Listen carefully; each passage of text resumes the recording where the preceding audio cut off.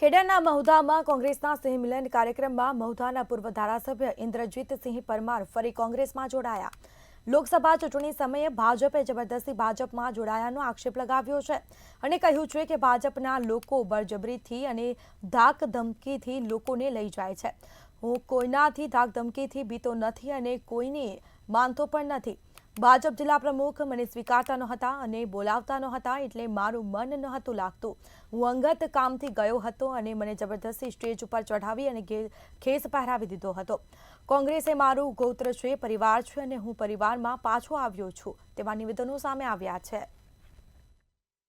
હું ભાજપમાં જોડાયેલો મારું મન હતું જ નહીં કે મને જ પાર્ટીમાં ગયેલો ત્યાં એક જ દિવસ ગયો છું અને કોઈ બી મેં ઇન્ટરવ્યૂ બી નથી આપ્યું ને કોઈ પાર્ટીના પક્ષના મિટિંગોમાં હું ગયો નથી, મને આવકાર્યો બી નથી, હું ગયો નથી કે મને ગયેલો ને મારું મન બી નહોતું માનતું છતાં બી હું ગયેલો।